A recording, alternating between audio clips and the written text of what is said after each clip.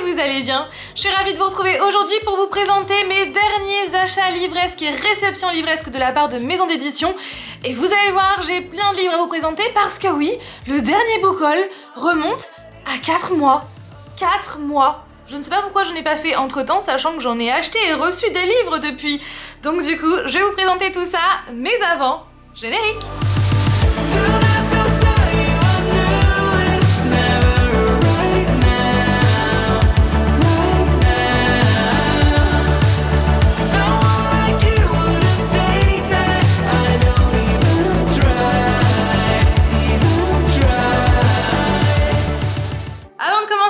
Sachez qu'il y aura une nouvelle collection sur moncotegeek.fr lundi prochain, donc la date, l'heure, tout est écrit ici. Donc sur moncotegeek.fr, vous allez retrouver de nouveaux sacs Loungefly, de nouveaux tote bags, des coffrets, de nouvelles pop, Peaky Blinders, Disney. Vous allez retrouver également des cartes Lorcana puisque ça m'a été demandé. Vous allez retrouver des Mystery Minis, notamment sur l'étrange Noël de Monsieur Jack.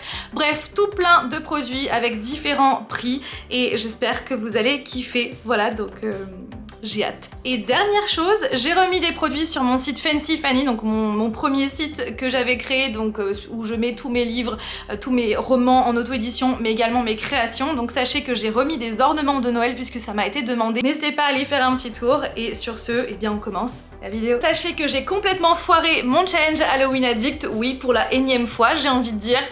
J'ai très peu lu durant ce mois d'octobre, bah déjà parce que la semaine Halloween m'a pris énormément de temps et je voulais absolument que tout soit booké avant de partir aux États-Unis. Donc avant le 19, je voulais que tout soit booké puisque j'ai tout préparé en amont, sauf les deux vidéos, donc celle sur les tournages de Twilight, sur celle de Forks, et la vidéo sur les studios Universal. Je l'ai faite sur place, je les ai faites sur place, mais je voulais sinon que tout soit booké avant. Donc c'est vrai que je n'ai vraiment pas eu le temps de lire. C'est pas que je n'avais pas envie, mais c'est que je n'avais pas le temps.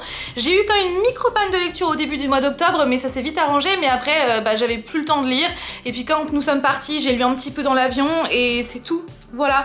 Du coup, j'ai complètement foiré mon challenge. Et dans ce challenge, il y avait ce livre-là que j'ai acheté donc dès sa sortie, donc c'est Ambrosia par C.N. Crawford chez les éditions Corrigan. C'est le deuxième tome de la saga Frost et Nectar, donc c'est le tome 1, c'est Frost. J'avais eu un coup de cœur pour ce livre-là avec Taurine et il me tardait vraiment de connaître la suite, surtout que la fin du tome 1 se termine sur un cliffhanger. Donc voilà, il faut absolument que je le lise. Du coup, ça va être l'une de mes prochaines lectures, à défaut de ne pas l'avoir lu durant ce challenge Halloween Addict.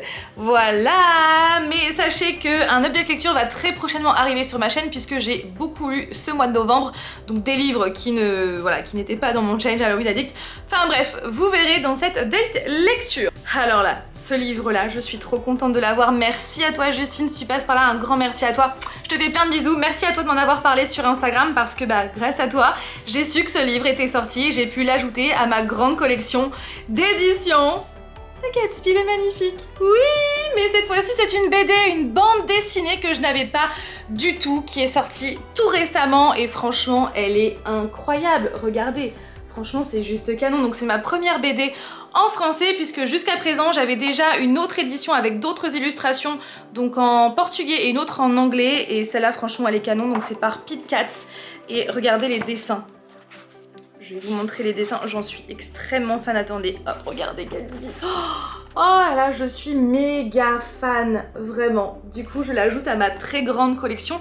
Je crois que j'ai entre 30 et 40 éditions différentes de Gatsby le Magnifique. Regardez, en fait, l'étagère, elle est juste là-haut. Voilà, donc ça commence ici et ça se termine là. Voilà, j'ai tout ça. On est d'accord, ça sert à rien, mais que voulez-vous, hein, on a tous des collections, des collections, donc voilà, voilà. Vous savez quoi, maintenant que je vous parle de Gatsby, eh bien sachez que j'ai acheté un exemplaire à Portland chez Barnes & Nobles. Je suis trop contente parce que cet exemplaire, cette édition, elle est trop belle et je ne l'avais pas du tout. Et voilà, regardez la beauté du livre, tout brillant comme ça, la tranche dorée s'il vous plaît, et même les pages sont glacées. Franchement le livre est d'une qualité juste incroyable. Donc c'est chez les éditions Chiltern et j'ai pu l'acheter donc à Portland chez Barnes & Nobles.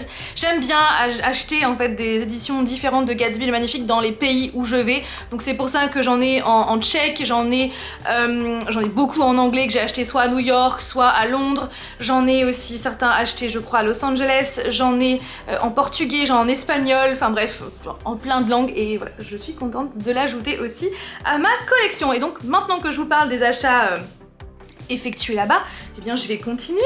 Alors ce qu'il faut savoir, c'est qu'avec notre petit garçon, nous faisons la collection des Little Golden Books. Alors si vous ne connaissez pas, ce sont des livres comme ça, voilà, des petits livres qui sont reconnaissables avec le dos qui est doré, avec des petits dessins. Et il y a plus de 200 histoires différentes dans cette édition. Donc vous avez aussi bien du Disney que voilà, du Pixar, vous avez comment dire, du Halloween, vous avez même des livres sur la Bible, vous avez également sur voilà, sur Noël, sur les dinosaures, sur les chats, vous avez même certaines histoires qui sont connues dans le monde anglophone, comme notamment cette histoire-là, enfin bref, aussi cette histoire que j'avais déjà vue, Scuffy, c'est ça. Donc bref, voilà, ils font plein d'histoires différentes et ils font notamment des Disney et aussi des Marvel. Donc on a pris celui-là pour notre petit garçon parce que c'est un très grand fan de Miles Morales, comme ses parents. On kiffe Miles, mais vraiment.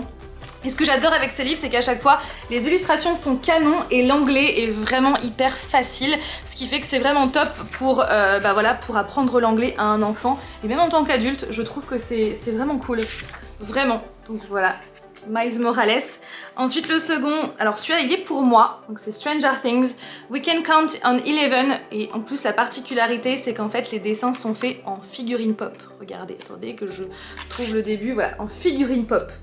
C'est tellement classe, mais tellement je trouve, je suis trop fan. Donc je l'ai pris pour moi parce que bien évidemment Alec ne connaît pas Stranger Things, ce n'est pas du tout de son âge. Ensuite pour Alec nous avons pris Buzz Lightyear parce qu'il adore ce film d'animation, donc c'est le dernier qui est sorti sur l'histoire de Buzz. Donc voilà, avec encore une fois des belles illustrations et là vous avez des mots importants, voilà, colorés. Ensuite, celui sur Lao, bien sûr, parce que c'est l'un de mes films d'animation préférés. Alec adore Lao, il l'appelle la maison ballon et il connaît la musique par cœur. Et regardez, voilà, j'aime trop les illustrations.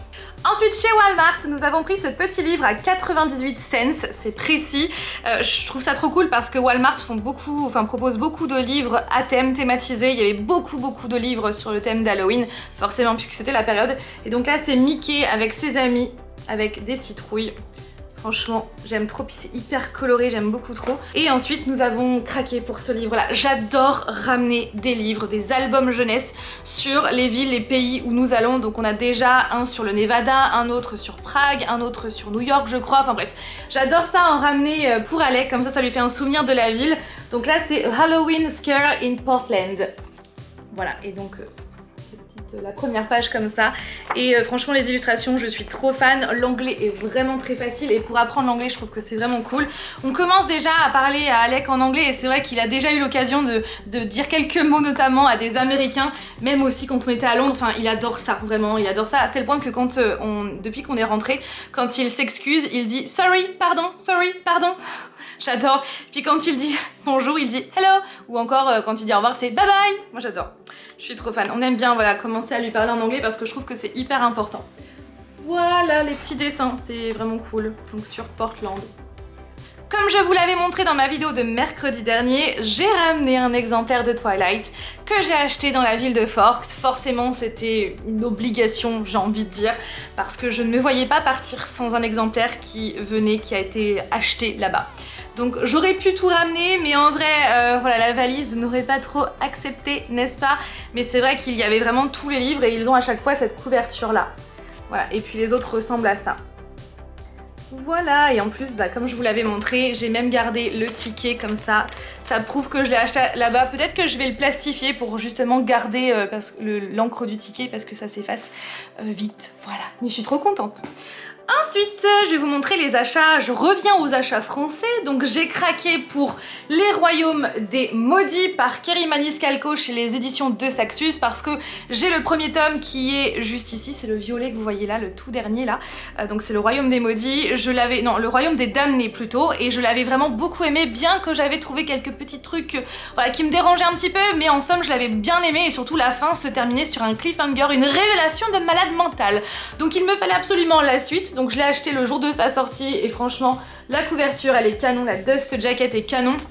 La couverture, regardez ce bleu comme ça électrique avec cette tête de mort en argenté Comme ça, je suis beaucoup trop fan des éditions de Saxus, à chaque fois ils nous sortent des pépites. Et là regardez, vous avez donc une carte avec toutes les maisons, enfin je suis extrêmement fan de leur travail. Je sais que c'est à un moment donné c'était pas mal controversé puisqu'il y a notamment parfois des coquilles, mais franchement ils font un travail de fou au niveau présentation dans une bibliothèque, c'est juste canon. On reste dans la romantasy.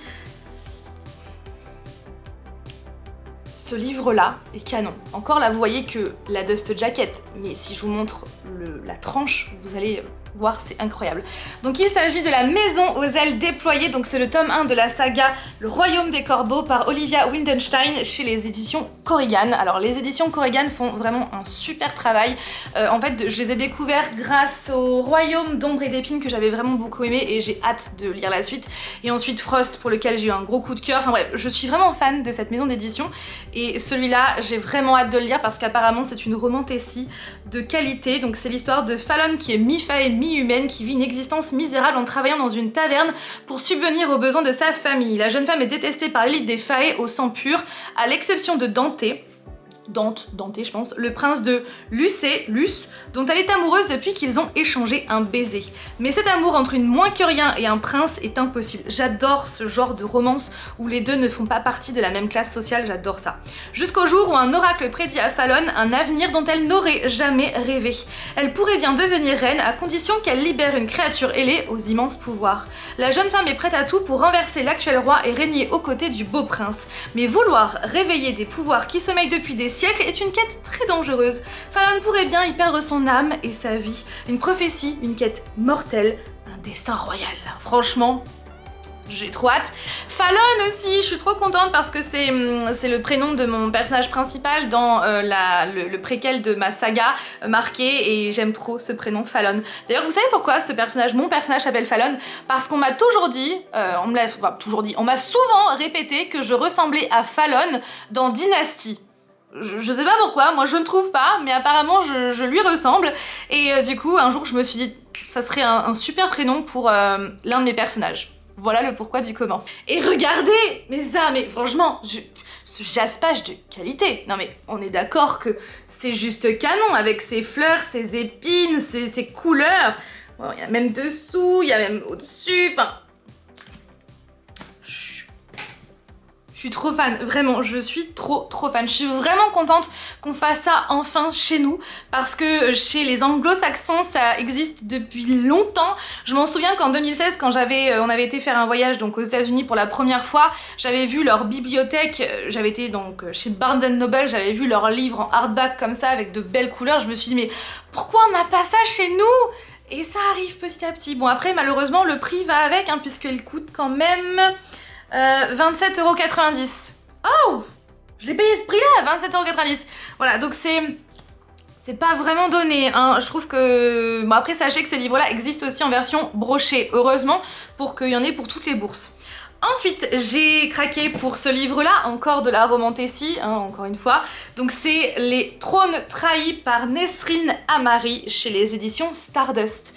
Encore une fois, la couverture, elle est vraiment canon et apparemment, c'est une romantasy de qualité. Ensuite, de la part des éditions Hachette Roman, que je remercie très fortement, j'ai reçu ce livre-là qui est parfait pour cet hiver. Donc, c'est L'effet boule de neige par Clara Hérault. En plus de ça, j'ai eu avec des petits stickers beaucoup trop mignons. Comment disent les jeunes déjà? Trop mimes.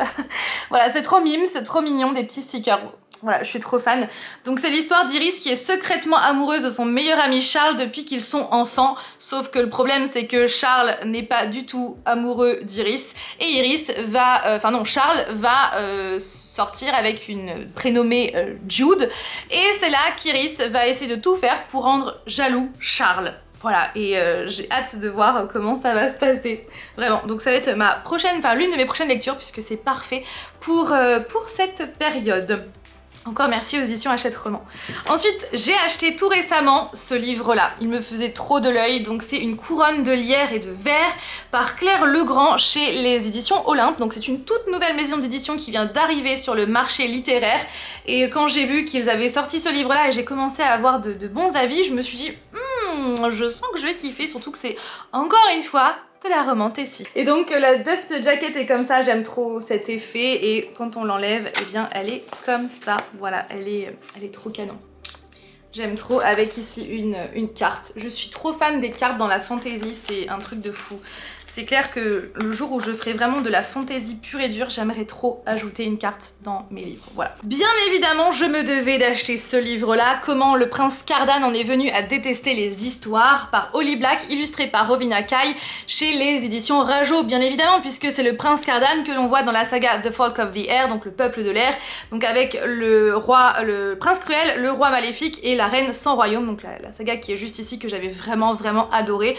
Donc il me le fallait forcément, et du coup vous avez donc des illustrations beaucoup trop canon à l'intérieur. Voilà, j'aime trop cette couverture tissée avec cette dorure comme ça.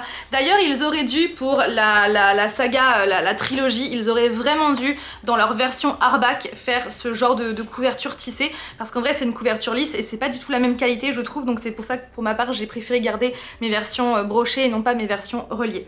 Voilà. Et dans le même univers, bien évidemment, je me devais d'acheter ce livre-là, L'héritier trahi par Holly Black. Donc c'est un spin-off de la saga Le peuple de l'air, qui cette fois-ci parle de Shen. Je suis vraiment contente parce que j'adore cet univers, ça se passe toujours dans l'univers de Dom Elf, donc voilà, j'ai vraiment hâte. Bien que Shen, dans ma tête, je l'imagine comme le petit frère, je sais plus comment il s'appelle, le petit frère, le demi-frère de Bean dans Désenchanté. Je sais pas si vous voyez, mais pour moi, Shen ressemble à lui. Enfin bref, voilà. Et clairement, la couverture est trop canon. Mais par contre, regardez, mon sticker, c'est à l'envers. Pourtant, c'est pas faute d'avoir essayé de trouver la meilleure couverture possible. Chez Cultura, j'ai vraiment défait toute la pile pour trouver la plus belle couverture, le livre le plus intact possible. Mais j'ai oublié de vérifier le sticker, ce qui était à l'envers. Comme ça, j'ai un livre collector, on va dire. Et regardez la tranche, qui est beaucoup trop canon.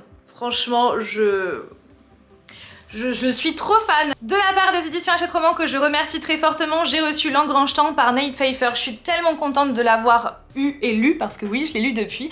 Je suis vraiment contente parce que ce livre-là m'avait fait de l'œil bien avant sa sortie, puisque quand on est partenaire, on a les sorties en avance, et il me faisait trop de l'œil. Donc sachez que ce livre, il existe donc en version brochée comme ça là, et aussi en version reliée, qui est vraiment très canon. Et la couverture, elle est juste magnifique. Voilà, mais je ne vous en dis pas plus parce que je l'ai lu et je vous en parle très prochainement, mais sachez que... Non, je vous dis rien. De la part du livre de poche jeunesse, merci aux éditions Hachette Roman, j'ai reçu donc Un visage pour deux par Lily Mars, donc c'est le tome 1. Donc c'est l'histoire de Megan qui, suite à l'accident de son frère jumeau Jonathan, elle va intégrer l'académie militaire de West Point. Après, sachez que... Non, encore une fois, vous verrez dans l'update lecture. De la part de Page Turners, la collection Young Adult des éditions Bayard, j'ai reçu cette suite. Et franchement, je suis trop contente parce que ce livre-là, je l'attendais depuis que j'ai eu un gros coup de cœur pour le premier tome en janvier dernier.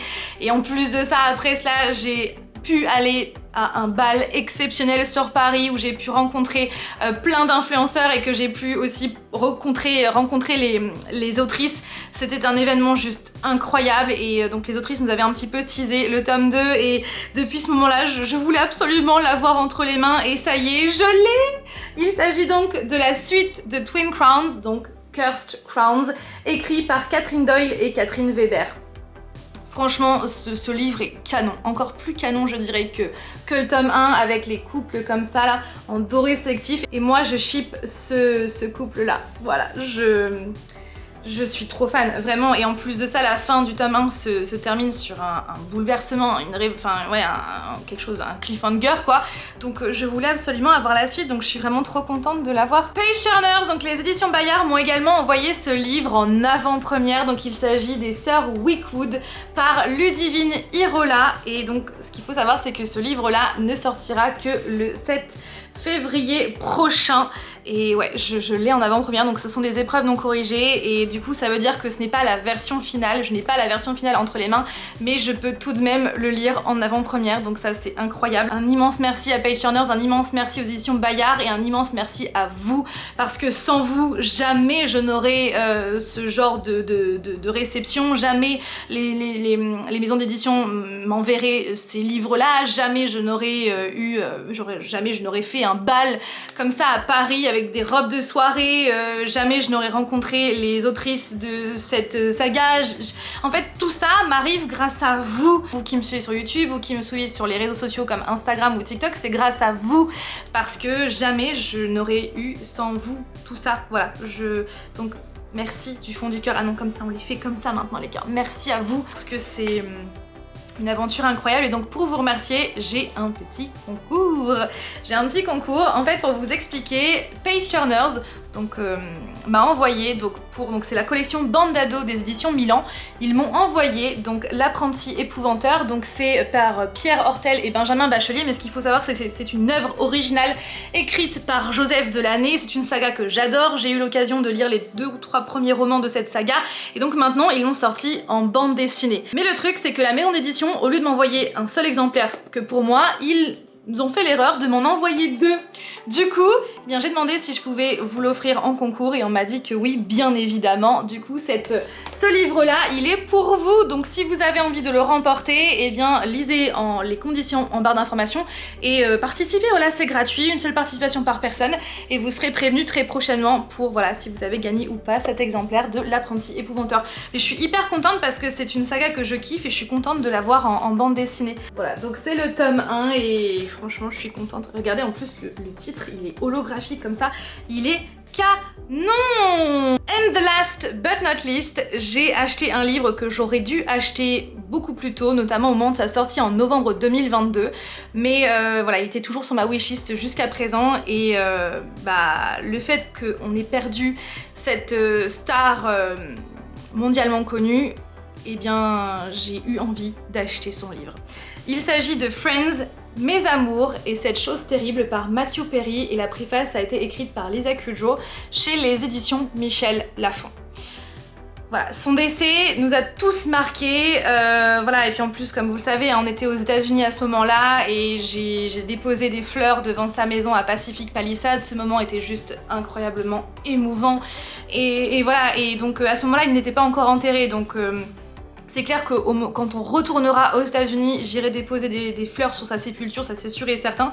Et du coup voilà, c'est un décès qui nous a tous marqués, étant fan de Friends, étant fan de cet acteur parce qu'il n'a pas fait que ça. Hein. Et voilà, je voulais acheter son livre, je voulais connaître son histoire puisque il parle de sa vie en fait. Il parle aussi de ses addictions, donc d'où cette chose terrible. Et il parle voilà de Friends, comme vous voyez avec le titre, il parle de sa vie, de sa famille, de son enfance, de ses amours. Et il y a même des photos au milieu de lui quand il était plus jeune, avec ses parents, avec sa sœur, et il y a même des photos avec donc certaines actrices, certaines de ses conquêtes. Il y a aussi des photos avec ses amis Friends. D'ailleurs il a marqué en dessous meilleur job au monde. J'aime trop. Et le début du résumé m'a fait un coup de... Ça m'a bloqué. Salut, je m'appelle Matthew, mais vous me connaissez peut-être sous un autre nom. Mes amis m'appellent Matty et je devrais être mort. Voilà ce qu'il a écrit l'année dernière, enfin qu'il a même écrit avant puisque le temps que ça sorte, etc., que ça soit traduit.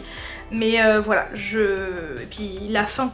Surtout, moi j'aime bien lire la fin des livres, enfin la dernière phrase, comme vous le savez peut-être pas, j'aime bien lire la dernière phrase des livres pour, voilà, j'aime bien, je suis comme ça, bon là c'est une biographie, c'est pas un roman, mais dans les romans j'aime bien lire la dernière phrase pour savoir comment ils vont, c'est un peu comme Columbo, dans Columbo en fait on sait toujours qui est le meurtrier au début et après le but de Columbo c'est de savoir comment il va trouver qui est le meurtrier. Bah moi c'est un peu la même chose, c'est-à-dire que j'aime bien connaître la fin de l'histoire pour savoir quel va être le cheminement pour qu'on arrive de ce point A à ce point Z. Vous voyez ce que je veux dire?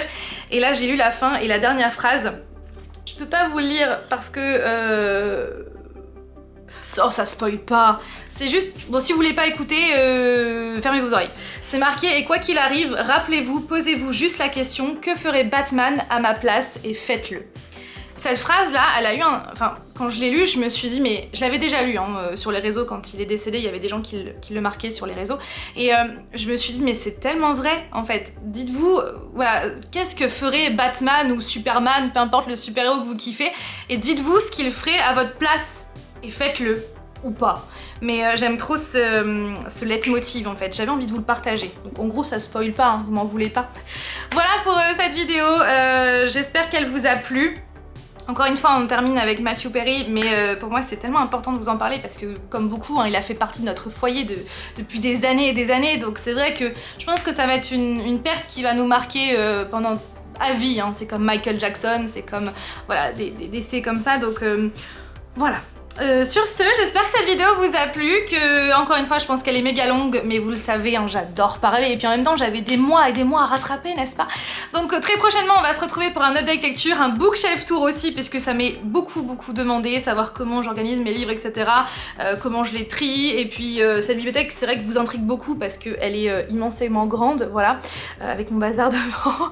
Et puis j'ai aussi des vidéos sur Noël qui vont arriver parce que notre sapin de Noël est fait, il est beaucoup trop cute, donc voilà. Donc tout ça va arriver, il va y avoir donc oui un update lecture, des vidéos aussi de Lego. Et la dernière semaine de l'année sera consacrée au vlog aux États-Unis, de notre voyage aux États-Unis. Donc du 25 au 31, ça sera The Last Week. Comme l'année dernière, il y aura une vidéo par jour, un vlog par jour pendant une semaine. Voilà, j'espère que vous allez bien. Et surtout prenez bien soin de vous et de vos proches. Et je vous dis à mercredi prochain pour une nouvelle vidéo. Bye! Yeah.